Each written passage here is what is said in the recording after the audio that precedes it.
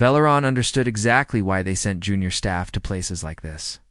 Outposts at the edge of the galaxy were rarely given to experienced officials. They were given to people who needed time to gain experience or time to quietly reflect on mistakes. Veleron belonged to the second group. Months earlier, he had said something careless during a diplomatic reception. It was not truly offensive by any reasonable standard, but politics rarely judged things by reasonable standards. The result was predictable. He had been reassigned to a lonely monitoring station at the far boundary of known space. Now he sat in a narrow chair inside a narrow room, staring at streams of numbers that almost never changed. Veleron was tall and thin, with pale blue skin and 4 narrow eyes that could focus independently. It was a trait that made reading multiple data streams effortless, though at this station it was hardly necessary. He had been there 3 months. 41 months remained. On the 112th day of his assignment, the numbers changed. At first it appeared as a faint irregularity within the long-range sensor array. The signal was weak, so weak, the automated system flagged it as random interference and moved on. Normally, Veleron would have done the same. But he had 4 attentive eyes and very little else to do. Something about the pattern bothered him. He expanded the signal across the main display and studied it more carefully. It was faint, but it had structure, rhythm, a repeating interval. Interference did not behave like that. Interference was chaotic. This was not chaotic. Veleron routed the data through the station's translation archive. The library contained communication formats from every known species. Cataloged by the Concord over 8,000 years of exploration, the system began scanning. Modern formats produced no results. Then it moved into older entries formats that had fallen out of use centuries ago. Signals from civilizations that had vanished or faded into obscurity. A match appeared 11 seconds later. Veleron read the result once.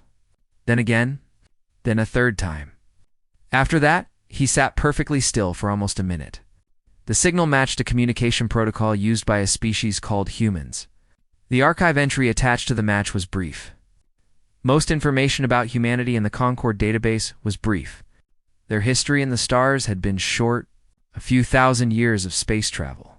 Several neighboring colonies, early diplomatic exchanges that had been considered promising, then silence. 20,000 years of silence. The Concord had spent centuries investigating what might have happened. The final conclusion recorded in the historical registry was simple. Probable self-termination. Case closed. Species listed as extinct. But the signal on Veleron's screen contradicted that conclusion. He forwarded the data to the station's senior officer, Commander Balaka, Heavyset Dren, who valued quiet shifts and uncomplicated routines. Belloc stared at the report for a long moment. Then he looked up at Veleron with the expression of someone whose peaceful day had just been interrupted. "Run it again," Balak said. Veleron did. The result was identical. "Check the archive entry," Balak added. "Make sure the database isn't corrupted." Veleron verified it. The archive record was perfectly intact. Balak lowered himself slowly into a chair and studied the screen again. Then he looked back at Veleron. "Send it up the chain," he said quietly. "Send everything." Within 6 hours, the signal reached the Concord Communications Hub at the Sevon. 4 hours later, a duty officer reviewed the attached analysis and immediately forwarded it. 3 departments simultaneously: Deep Space Survey, Xenological History, and the Office of Admiral Thess, commander of the Concord fleet. The duty officer had good instincts. Admiral Thess was not easily surprised. She had served 40 years in the fleet and survived 2 border wars, 1 attempted military coup, and a disastrous first contact incident involving a species that communicated through bursts of radiation, an encounter that damaged 3 ships. Before anyone realized the transmissions were actually greetings. Very little shocked her anymore. She read the report in silence. Then she summoned her senior staff. Asterisk, the signal is confirmed, she told them. It matches a pre-extinction human radio. Format. She tapped a command, and a trajectory map appeared. The source is a vessel traveling approximately zero point 0.3 light speed toward the inner Concord territories. Asterisk. She. Paused. Asterisk, it has been moving for a very long time. Asterisk, how long? Her intelligence officer asked. Asterisk, we are still calculating, Thess replied. But based on the vector and velocity, our best estimate is that the vessel originated somewhere inside the Concord's current borders. Near the direction of the old human home system, she looked at the projection again. Roughly 20,000 years ago, silence filled the room. Could it be a fabrication? Someone suggested. A recovered artifact? Or a probe launched to create confusion? Asterisk possible, Thess said, but we will not know until we see it. Within an hour, she authorized a retrieval mission. A mid-class survey vessel named Patience was redirected to intercept the object. Asterisk. The crew was told only that they were investigating an unusual deep space signal. Nothing else? Asterisk. Thess was careful about information. She knew rumors could spread faster than facts. Asterisk. Privately, she also sent a message to Veleron commending his attention to detail. Asterisk.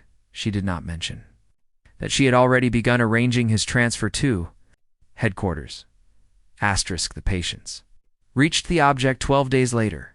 Asterisk. The first thing the crew said when it appeared on their scanners was simple. Asterisk. It's enormous. Asterisk. Captain Das, a methodical Yenri officer, had expected a small probe or ancient exploration craft. Asterisk. What appeared on her screen was a vessel the size of a small city, nearly 2 kilometers long, cylindrical. Asterisk. Its central body was flanked by structures that might once have been engines or rotating habitat rings. Time had not been kind to it. Micrometeorite impacts covered the hull in thousands of craters. Sections of plating were warped from ancient heat damage. Solar radiation had stripped away almost all markings. Asterisk, but beneath an overhanging section of reinforced hull, a faded line of letters was still visible. Asterisk. DOS ordered the image enhanced. She read the text aloud on the bridge. UEEC, Endurance. Registry 77. The message was transmitted immediately to Thessavon, following her orders carefully. DOS brought the Patience alongside the drifting vessel. Asterisk. Up close. The scale was even more overwhelming.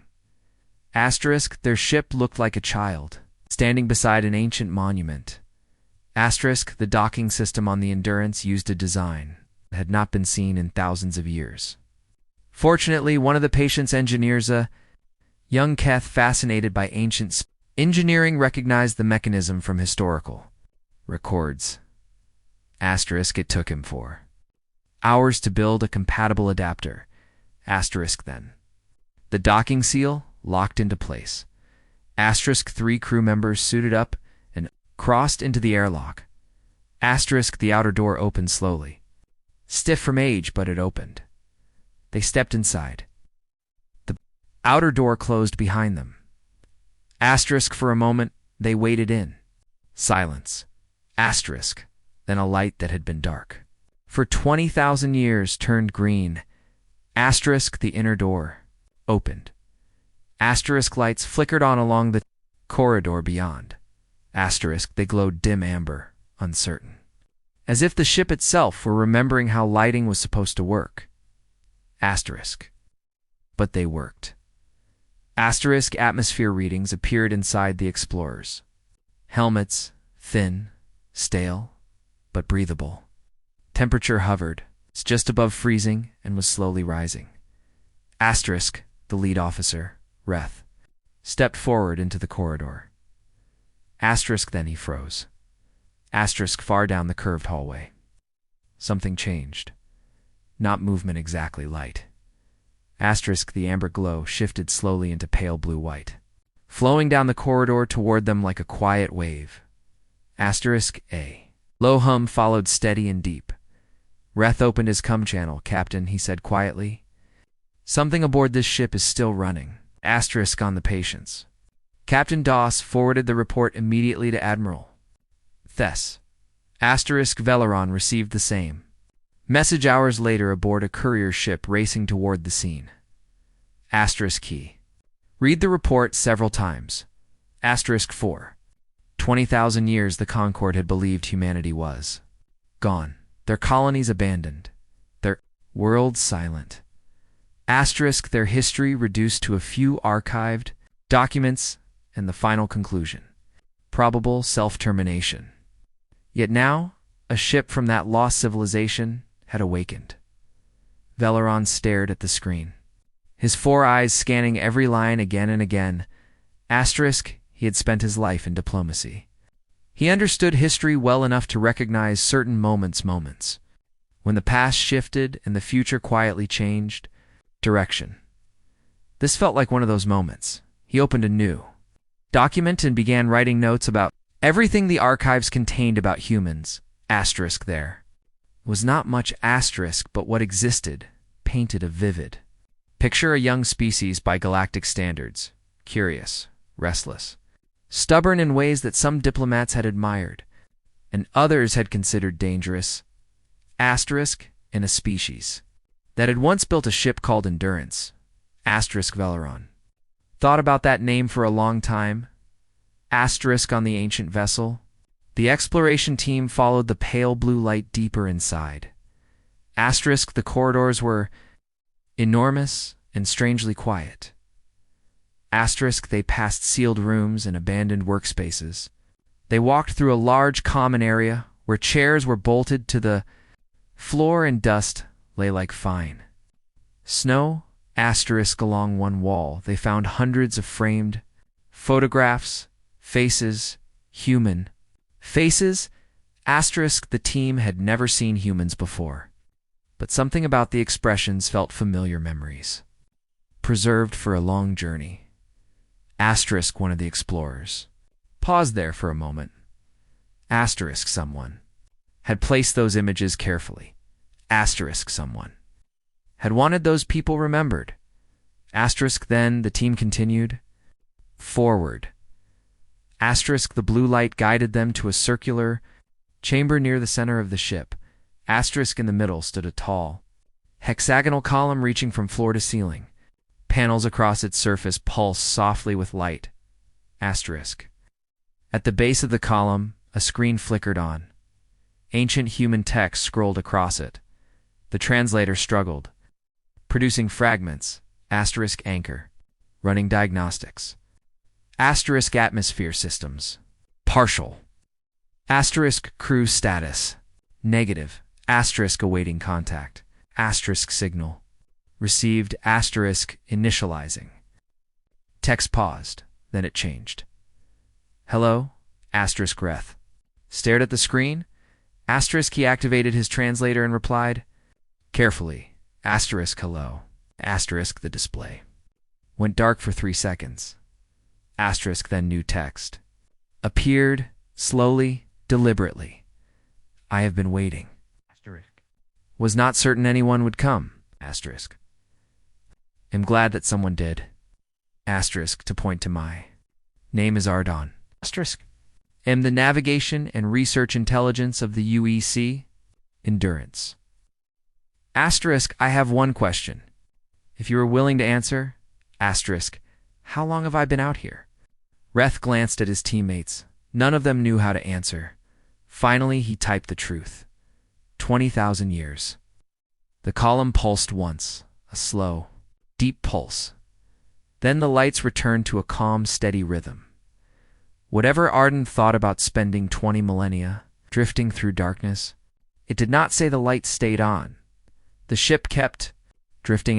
Too, and somewhere inside that ancient vessel at the edge of a galaxy that had long forgotten the species that built. It's something that had waited longer than most civilizations existed, simply continued to wait, because waiting, it seemed, was something it had become very good at.